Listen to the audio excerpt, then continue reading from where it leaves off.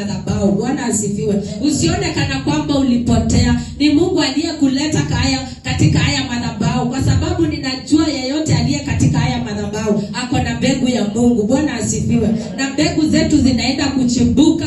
Mungu anaenda kutuchibua, anaenda kututia nguvu, na tutafanya kazi ya Mungu. Bwana asifiwe. Kwa hivyo kwa kila mmoja atasimama katika nafasi yake kuwakilisha huyu Mungu. Bwana asifiwe. Bwana asifiwe wapendwa. Mimi ninajua ukiwa katika ulimwengu huu, kila mtu anajiulizanga, mimi pangu ni papi pa kumtumikia Mungu. Bwana asifiwe. Nafasi yangu ni hipi? Kwa sababu wengi wetu hawajaelewa nafasi yao katika Bwana. Bwana asifiwe. Lakini wote wanaojisi wako na mbegu ya Mungu waingie katika haya madhabahu. Tutawalea, mchungaji wetu atawalea, na watakuwa na watasimama katika nafasi zao. Bwana asifiwe wapendwa. Mimi kwa majina naitwa Irene Kasioka. Mimi ni mama Maureen. Mimi ni mama anayempenda Mungu. Bwana asifiwe. Kwa moyo wangu wote mimi ninampenda Mungu. Mimi sionagi jambo ninaweza nikaipenda kuliko Mungu wangu. Bwana asifiwe. Mungu alinileta katika dunia hii akiwa na sababu. Na sababu ni moja tu, kumwabudu. Bwana asifiwe, na kumtumikia. Bwana asifiwe. Tupate kuomba kwa ajili ya neno. Baba, katika jina la Yesu Kristo, niko mbele zako kipindi hiki na saa huu maerema. Baba, tunakuabudu, tunakushukuru dadi. Tunakushukuru kwa sababu ya kipindi hiki cha neno maerema. Ukanitumie kama chombo chako jemedali, nikaweze kuongea na wapendwa hawa, wakaweze kusikiza kutoka kwako maerema, wakaweze kukipokea ulichonipa Jehova Jire, katika jina la Yesu Kristo. Nisinene kwa akili zangu, ili kwa akili zako maerema nitie nguvu medali, wakaweza kukipokea, na ni katika jina la Yesu Kristo tumeomba na hata kuamini. Bwana asifiwe wapendwa. Kwa hivyo siku ya leo tunaenda kuzungumza nanyi neno la Bwana kulingana na vile Bwana ameniongoza. Bwana asifiwe. Ujumbe wa leo, Bwana ameniambia upeleke ujumbe huu katika wana wangu na wakaweze kupokea. Bwana asifiwe. Kujitia nguvu katika Bwana. Bwana asifiwe. Siku ya leo Bwana anataka tukajitie nguvu katika Bwana. Bwana asifiwe wapendwa. Tunaona katika kuishi kwingi kwa siku hizi, kila mtu anao jambo lake aliyolibeba. Bwana asifiwe. Ama jambo linalomsumbua. Bwana asifiwe. Kwa hivyo tunajitia nguvu katika Bwana kwa kila jambo yoyote. Bwana asifiwe. Bwana asifiwe wapendwa. Zile nyakati tunaoishi, wengi wanao mzigo wameubeba, ama wengi wanao changamoto inaowasumbua. Bwana asifiwe. Kama si changamoto ya magonjwa, kunao changamoto ya ndoa, kunao changamoto ya familia, kunao changamoto ya kihuduma, kunao changamoto ya uchumi. Bwana asifiwe. Kwa hivyo kila mmoja anao changamoto ya kwake. Bwana asifiwe. Na ndio maana Bwana amenipa ujumbe huu niwaletee siku ya leo. Kwa hivyo tujitie nguvu katika Bwana. Bwana asifiwe. Wengi wamesumbuliwa na changamoto aina tofauti tofauti. Wengi wamejawa na majeraha katika moyo wao. Bwana asifiwe wapendwa. Kwa hivyo tujitie nguvu katika Bwana. Bwana asifiwe. Yaani tunaona tu ni wengi waliopita katika changamoto zao na Bwana akawatia nguvu. Bwana asifiwe. Ukiangalia katika Biblia, ni watu wengi waliopita katika changamoto mingi, lakini walijitia nguvu katika Bwana. Bwana asifiwe wapendwa. Kwa hivyo siku ya leo ni kujitia nguvu katika Bwana. Bwana asifiwe. Kuna kipindi unajipata yani mahali ulipo hauna mtu hata wa kukufariji. Bwana asifiwe. Hauna mtu hata unaweza ukaongea na yeye akakutia nguvu. Bwana asifiwe. Kipindi kile ndio unachohitaji Mungu akutie nguvu. Bwana asifiwe. Kwa sababu maandiko tunaona mtu kama Daudi, tukisoma 1 Samuel, Morini tusomee 1 Samuel 30:6. 1 Samuel 36.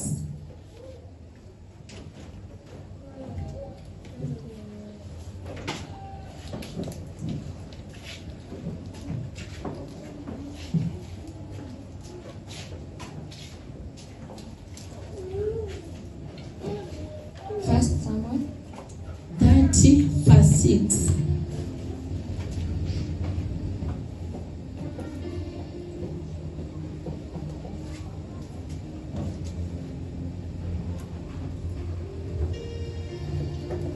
Yaani haya maandiko inaongelelea vile Daudi alijitia nguvu, ama vile Daudi aliyeipata changamoto yenye angeweza kufarijiwa na mtu yeyote. Bwana asifiwe. Sasa tunaenda kuiangalia vile Daudi aliyoipata nguvu katika changamoto yake. Na mkumbuke alikuwa mfalme na alikuwa mcha Mungu. Bwana asifiwe. Soma verse 6. Naye Daudi akafadhaika sana, kwa sababu watu walikuwa wakisema kwamba apigwe kwa mawe, kwa maana nafsi za hao watu wote walisononeka, kila mtu kwa ajili ya wanawe na binti zake. Lakini Daudi alijitia nguvu katika Bwana Mungu wake. Bwana asifiwe wapendwa. Bwana asifiwe. Si mnaona mfalme Daudi jinsi alivyojitia nguvu? Bwana asifiwe. Wakati alijipata katika changamoto na kutaka kuuliwa. Bwana asifiwe. Hakuna mtu aliye katika upande wake. Hakuna mtu hata angelilia kipindi kile. Bwana asifiwe wapendwa. Na ndio maana Mungu alimpa nguvu. Daudi akasema najitia nguvu katika Bwana. Bwana asifiwe. Yaani yeye alijitia tu nguvu katika Bwana. Daudi hakukimbilia mtu yoyote, kwa maana hata wale aliowaongoza walimgeuka. Bwana asifiwe. Walitaka kumuua kwa mawe. Bwana asifiwe.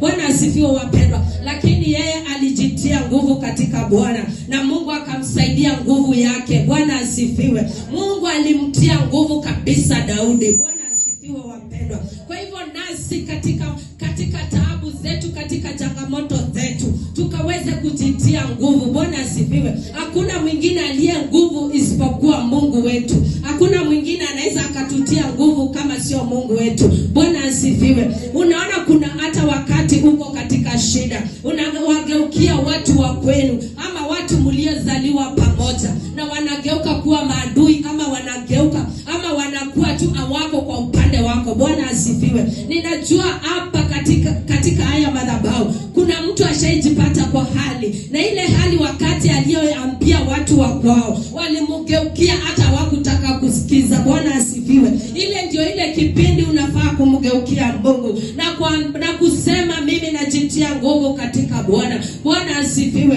Kwa maana Mungu wetu hawezi akakuachilia. Unapomgeukia naye anakugeukia na anakutia nguvu. Bwana asifiwe wapendwa. Bwana asifiwe. Kwa hivyo ujumbe wangu ni kujitia nguvu katika Bwana. Ile shida uliye nayo jitie nguvu. Bwana asifiwe. Wacha kuishiwa na nguvu. Wacha kukimbilia watu. Wacha kwenda kutafuta msaada kwa mtu. Bwana asifiwe. Tafuta tu msaada kwa Mungu, naye Mungu atakujalia neema. Bwana asifiwe wapendwa. Bwana asifiwe. Mimi kuna kipindi nilijipata kwa changamoto, na ile changamoto ilikuwa kali sana, na sikujua ni aje shetani aliyeiandaa ile changamoto kwangu. Bwana asifiwe. Rafiki yangu akakuja akaniambia, nataka nikupe mtoto huyu. Huyo mtoto alikuwa miaka 17. Akaniambia huyu mtoto wangu amekataa shule akiwa form 3. Nataka nikupe uweze kumfunza mambo ya salon ili akaweze kujisaidia katika maisha yake. Nami katika roho yangu, ile roho yangu safi, nilimpokea mtoto ule. Ule mtoto alikuwa ametoka sehemu za Kitengela, akaletwa mpaka kwangu Kiamombe, na mimi nikakaa na ule mtoto ule nikifikiria ninaenda kumsaidia ule mtoto. Bwana asifiwe. Lakini hata wiki moja haikuisha kama sijajipata kwenye mahakama. Bwana asifiwe wapendwa. Nikajipata kwenye mahakama, nimestakiwa, ninakaa na mtoto aliye chini ya umri. Bwana asifiwe. Lakini kipindi kile, wakati nilikuwa naelekea katika mahakama ya riba, nikiwa barabara nilikuwa naambia Mungu, Baba najitia nguvu, kwa maana roho yangu safi. Nilikuwa nampokea mtoto huyu ili nikaweze kumsaidia, lakini najitia nguvu kana kwamba hakuna jambo litakayenifanyikia. Bwana asifiwe. Na wakati nilisimama mbele ya jaji, nilijieleza. Bwana asifiwe. Nikiwa nimejitia nguvu katika Bwana. Bwana asifiwe. Na Mungu akanitia nguvu, na Baba akanisaidia. Bwana asifiwe. Ilikuwa ni kipindi shetani alichokiandaa ili nikaweze kufungwa ama nikaweze kujipata katika mahakama. Bwana asifiwe. Unajua kuna mambo inayopitia kwetu, shetani anakuanga ameiandaa ili akasababishe jambo mbaya likakupate. Bwana asifiwe. Lakini tukiwa katika Bwana, Mungu ana anatusaidia, Mungu anatupigania. Mungu alioangalia roho yangu na akaangalia jinsi nilivyomwangalia, nikajitia nguvu katika Bwana. Nikasema mimi niliubeba moyo wa kusaidia. Baba, nisaidie nami kipindi hiki. Bwana asifiwe. Na hapo ndipo mimi sikupatikana, hata kama niliishi na ule mtoto. Bwana asifiwe. Aliyenipa mtoto hadi wa leo ako mahakamani. Bwana asifiwe. Kwa hivyo pale Mungu alinisaidia, na kujitia nguvu katika Bwana ilinisaidia. Bwana asifiwe. Kwa hivyo mimi nilijiweka katika kiatu ya Daudi. Nikaona wakati Daudi alitaka kuuliwa, alijiweka nguvu katika Bwana. Nami katika kipindi kile ningejipata mahakamani na nifungwe. Bwana asifiwe.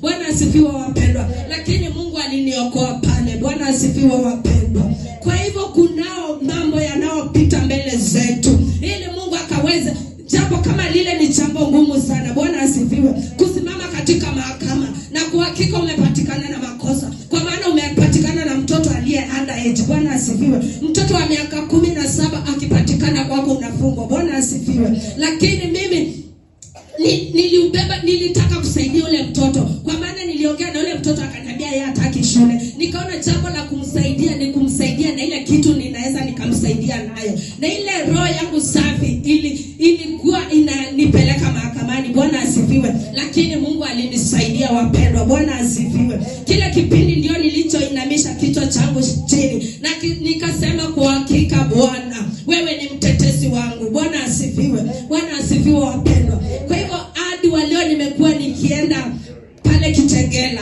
kumuona aliyenipa ule mtoto. Bwana asifiwe. Kwa hivyo shetani pia mimi alitaka hadi wa leo nikae katika mahakama, lakini Mungu akaniokoa. Bwana asifiwe wapendwa. Bwana asifiwe tena. Kwa hivyo mimi ninawaambia hata changamoto ikikupata, Bwana asifiwe, jitie nguvu katika Bwana. Bora unajua katika moyo wako hujaubeba makosa yoyote. Bwana asifiwe. Yaani Mungu atakusaidia. Kama Mungu alimtoa Paulo na Sila gerezani, ni kwa maana Paulo na Sila walimtegemea na wakaomba sana mpaka gereza ikafunguka. Bwana asifiwe wapendwa. Kwa hivyo hata Mungu anaweza akatutoa kwa kila hali yoyote. Bwana asifiwe. Bwana asifiwe wapendwa. Katika kipindi kile kama ningetetemeka, shetani angechukua nafasi. Kama shetani angeniweka uoga, shetani angechukua nafasi, na siku ya leo ningekuwa mahakamani, lakini Mungu alinitetea. Bwana asifiwe. Bwana asifiwe wapendwa. Kwa hivyo Mungu alitaka nikue hapa siku kama ya leo ili kumtia mtu moyo, kumwambia kuwa na nguvu katika Bwana. Hata changamoto ikikuja aina gani, ukajitie nguvu katika Bwana. Bwana asifiwe. Bwana asifiwe wapendwa. Tunaona katika kitabu cha Ayubu. Ayubu alipitia changamoto ilikuwa ngumu zaidi. Bwana asifiwe. Na Ayubu alikuwa mtumishi wa Mungu, alikuwa mcha Mungu, lakini changamoto ikampata yenye ilikuwa ngumu zaidi. Bwana asifiwe. Na Mungu akamtia nguvu. Marafiki zake wote wakamgeuka, hata mke wake wa karibu akamwambia mtukane Mungu huyu. Lakini tunaona katika kitabu cha Ayubu, Ayubu akisema mtetezi wangu yu hai. Bwana asifiwe. Yaani yeye alitusimama na Mungu. Bwana asifiwe wapendwa. Kwa hivyo tukaweza tu kusimama na Mungu. Sijui siku ya leo ni jambo gani linalokusumbua. Nimekuletea ujumbe huu. Bwana asifiwe. Wakukuambia simama tu na Mungu. Mtetezi wako yu hai. Bwana asifiwe. Baba aliye juu mbinguni atakutetea. Bwana aliye juu mbinguni atakutia nguvu wapendwa. Bwana asifiwe wapendwa. Tusikuwe wakukufa moyo kwa changamoto kidogo kidogo. Ukiuliza kila mmoja kunao mali aliyepitia, akasema sasa hapa ninahitaji Mungu. Bwana asifiwe. Unajua kuna vitu vingine tumevizoea, hata vikikuja kwetu tunaona ni kawaida tu, lakini kuna ingine ikikuja kwako lazima utasema hapa ninahitaji Mungu. Bwana asifiwe. Bwana asifiwe wapendwa. Na ndio maana Mungu anataka tumtazamie na kumwangalia ili akaweze kututetea katika taabu zetu. Bwana asifiwe. Maandiko inasema taabu ziko. Maandiko inasema mapito iko. Mambo magumu ipo. Hakuna mahali niliona ati hakuna mambo magumu. Lakini maandiko inatuambia nitawatia nguvu katika taabu zenu. Bwana asifiwe. Kwa hivyo katika milima iliyo mbele yetu Bwana anaweza akailainisha. Bwana asifiwe. Na tukabaki kuwa salama. Bwana asifiwe. Bwana asifiwe wapendwa. Kuna wimbo ninaupenda sana, kuna mwimbaji ameimba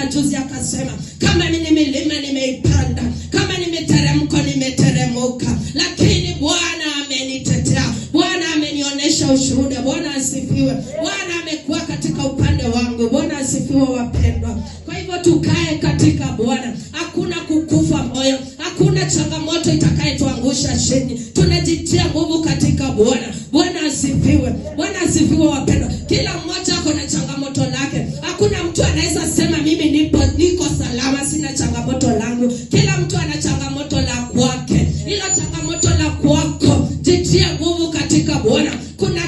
Kuna wakati itakuwa ni ushuhuda. Bwana asifiwe.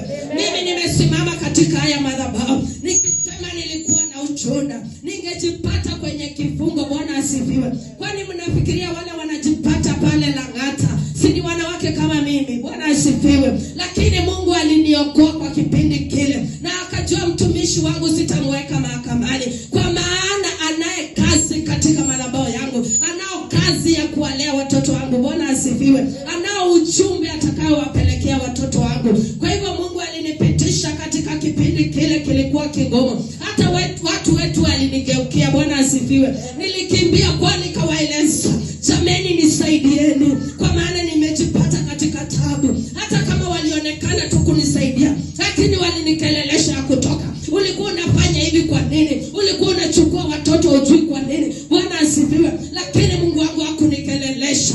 Alisimama kwa upande wangu na kunitoa. Bwana asifiwe. Bwana asifiwe wapendwa.